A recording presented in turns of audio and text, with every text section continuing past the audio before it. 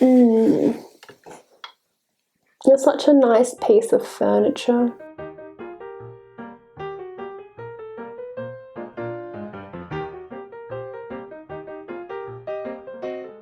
Hello my loves, I'm Miss MonMon. Welcome back to my channel. I'm sorry I've skipped a couple of weeks. I just had a really bad endo flare-up which landed me in hospital, and it just sort of all went down from there. I'm still not 100% okay, but I figured that I would share with you one of my recent vintage renovations. About a year ago, I was browsing my favorite hobby, which is Facebook Marketplace, and I came across a listing for a 1950s kitchenette, which definitely needed some TLC. This is the kitchenette as she stands today, but I wanted to show you how we took her from this to this. With all my renovation projects, of course, my dad loves getting involved, so this is how we renovated our new favorite household furniture item. When we picked up this kitchenette, we very quickly realized that she is made from timber, which makes her really heavy.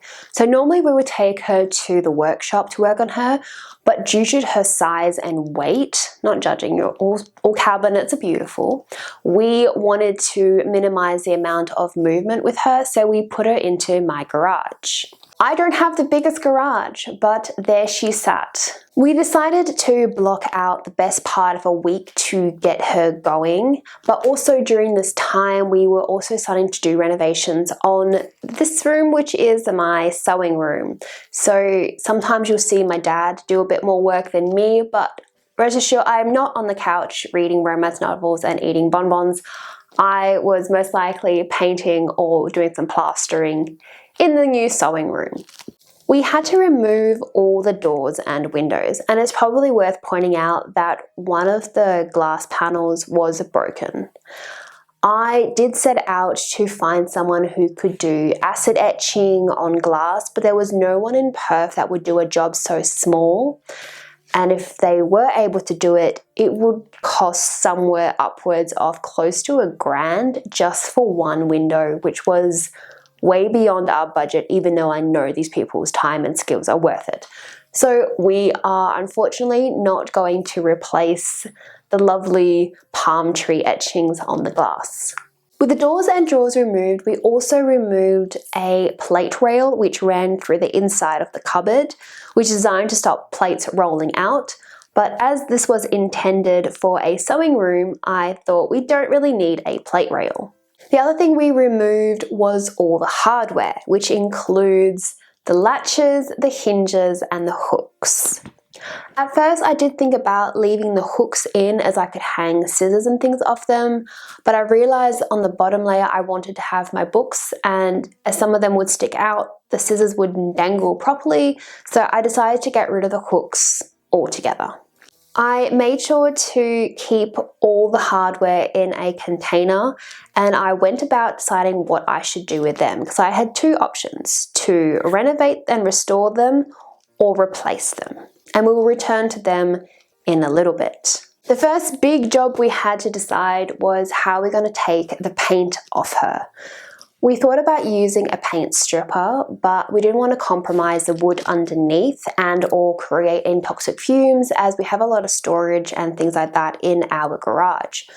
We ended up just opting for a sander. Luckily, the paint underneath was an oil-based paint, so it managed to sand itself down to a really lovely smoothness, which we were both happy for. Sanding the doors and everything took a couple of hours, and Dad and I sort of took turns doing it, but he definitely kind of finds this process therapeutic, so sort of took the reins, which I was kind of happy to give him. With her fully sanded, we went around and started patching up any holes, any dents that we could see. Of course, some dents only appear as soon as you finish the project, but I kind of am okay with furniture being imperfect because nothing in life is 100% perfect. We used a bit of filler and made sure everything was sanded down smooth before we moved on to the next step, which was priming. With her fully sanded down, it was time to give her a coat of primer. This is the primer that we used, as it's a prep and primer all in one.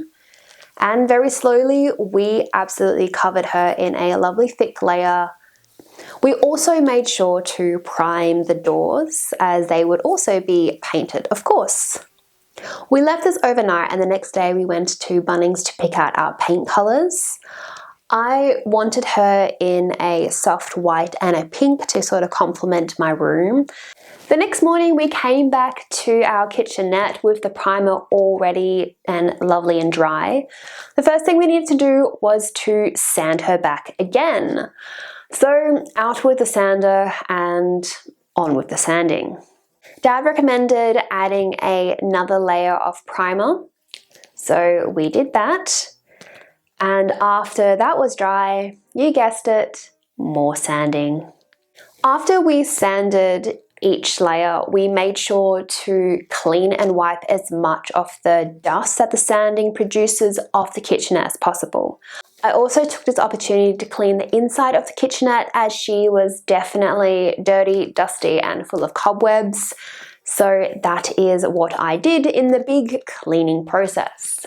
You might be wondering, what are we going to do about the back of the kitchenette? As you might have noticed by now that there's no backing and you can see straight through to the back of the garage wall. What Dad did whilst we were waiting for everything to dry was find a bit of plywood, which he got from a Wreckers for about $5.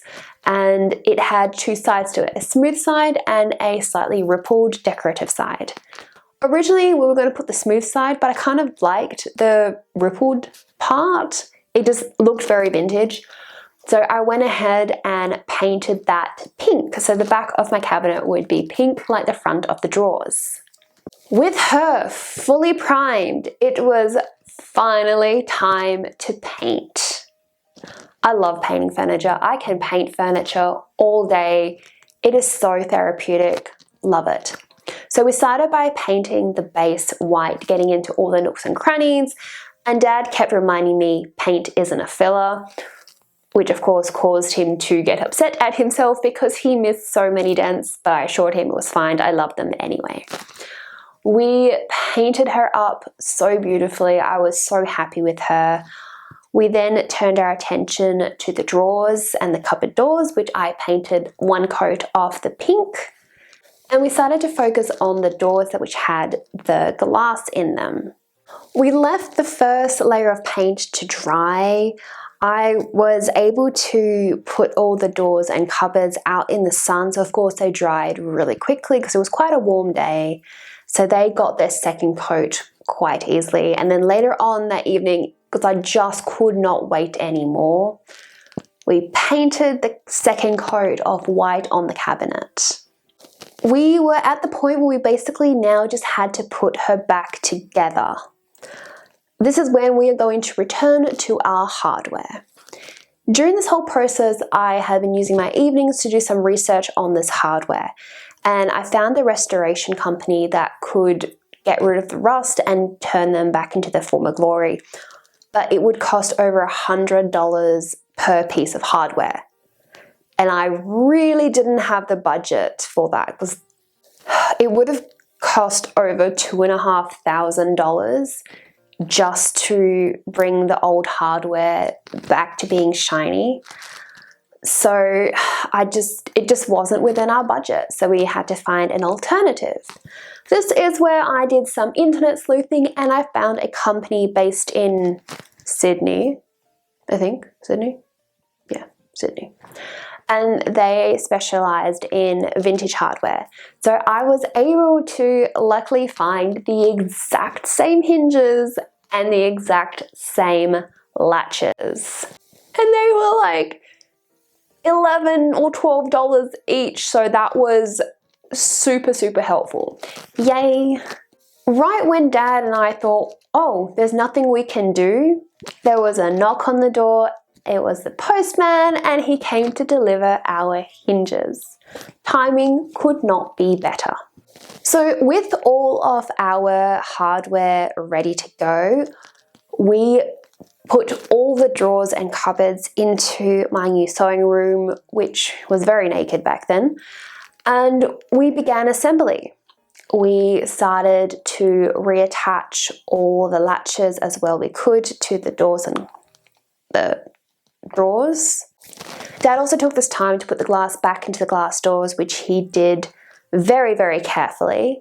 And during this time, I also took the opportunity to use some wallpaper from my bedroom renovation and use that as drawer liners because I don't really like wasting too much. So if I can recycle, I will.